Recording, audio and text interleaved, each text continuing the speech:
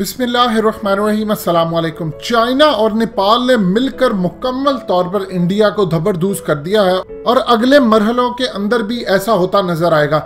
India के prime minister और India पर नेपाल के प्राइम मिनिस्टर ने शदीद हमला करते हुए कहा है कि ना तो चाइना ना इटली लेकिन नेपाल के अंदर वायरस भेजने वाला है इंडिया। इन्होंने अपने लोग भेजे और हमारे लोग बीमार किए, मुतासिर किए। और याद रहे, मैं इंडिया के प्राइम मिनिस्टर मोदी को खुल्लम खुला कहना चाहता हूं कि हम हर सूरत काला पानी लेपोलक एरिया जो कि इंडिया कहता है कि उसकी टेरिटरी वापस लेकर रहेंगे और ये इंडिया को धमकी है, ये याद रखिएगा।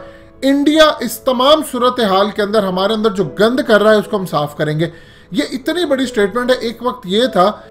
मजीद डिस्कस करने से पहले इस वीडियो को लाइक करें, हकीकत टीवी को सब्सक्राइब करें और बेल आइकन पर जरूर क्लिक करें कि नेपाल के अंदर यानी काठमांडू से जो अजमल कसाब जिसको बनाया था वो बेसिकली इंडिया की इंटेलिजेंस एजेंसी रॉस को अगवा करके ले गई थी। हमारे कर्नल हबीब को भी लेकर गए। असल में इंडिया का रॉ का बहुत ज्यादा यहाँ पर असर व रसूख था। चाइना ने ये काम किया, चाइना ने इसको परे कर दिया। अब इससे भी ज्यादा जो खतरनाक इंडिया के लिए खबर आ रही है वो आ रही है चाइना की जानिब से।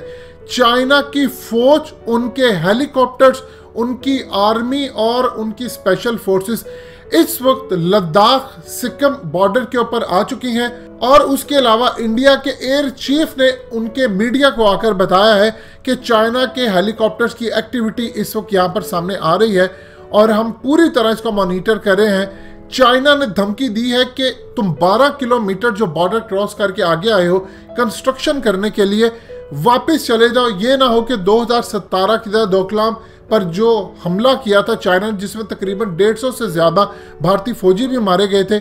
इस तमाम सूरत हाल में ये ना हो कि हम बहुत ज्यादा हद तक आगे चले जाएं और इंडिया को शदीद नुकसान उठाना पड़े। ये चाइना की बाज़ाब्ता धमकी आई है और उन्होंने फौजें लगा दी है। इंडिया ने एक काम किया था कि इंडिया अचानक से जब उन्होंने देखा कि चाइना की फौजें आई हैं, उनके आर्मी चीफ ने आकर उनके मीडिया को बताया कि यहाँ पर ये सूरत हाल है, तो इंडिया ने भी अपनी फौजें वहाँ पर भेजना शुरू कर दी। दोनों की फौजें आमने सामने आ गई तो चाइना ने बाज़ाब्ता तौर पर अपने हेलीकॉप्टर्स वहाँ पर ले आए और पूरी तरह उस एरिया को कवर करना शुरू कर दिया। तकरीबन ये 1200 किलोमीटर का बॉर्डर लगता है चाइना और इंडिया का। और यहाँ पर चाइना की जानिब से बाज़ाब्ता तौर पर मोदी को और उनकी हुकूमत को कहा गया है कि अगर आप पीछे इसको नहीं लेकर गए तो चाइना हर हद पार जाएगा, क्योंकि ये इलाका चाइना का है। चाइना किसी सूरत भारत को कब्जा करने नहीं देगा। दूसरी जानिब नेपाल के बारे में उनके हालिया इंडिया के आर्मी चीफ ने कहा था, एक हिंट देते हुए कि चाइना के बिहाफ के ऊपर इस वक्त नेपाल ये तमाम हरकतें कर रहा है, कंस्ट्रक्शन पर इतराज कर रहा है। जबकि अब नेपाल के प्राइम मिनिस्टर ने कहा है कि हमारे अंदर जो कोरोना की बीमारी फैलाई है वो इंडिया ने फैलाई है। उन्होंने अपने पार्टी लीडर्स के ऊपर भी तनकीद करते हुए कहा है कि तुम लोग इंडिया से लोग लेकर आए हो, इंडिया बड़ी प्लानिंग के साथ यहाँ पर आता है और आकर बीमारी फैलाता है। आप इंडिया के बॉर्डर के साथ जितने भी इलाके लगते हैं, दुनिया का कोई भी बदतरीन हमसाया ऐसा नहीं होगा जो इंडिया का है। आप नेपाल को देख लें, आप चाइना को देख ले, किसी भी इलाके को देख ले, पाकिस्तान को देख ले, यानी हर हमसाया इस वक्त जो तंग है वो इंडिया से तंग है। चाइना मुकम्मल तौर पर तैयार है, अगर इंडिया बाज ना है तो वो इंडियन फौजियों को मारना शुरू कर देंगे।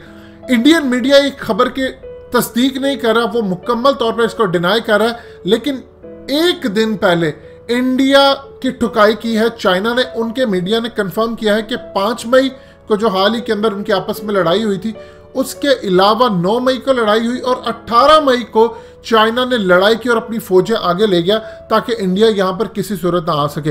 अब इंडिया इस चीज को डिनाई कर रहा है कि हम तो नहीं गए, हमने तो चाइना से लड़ाई नहीं हुई।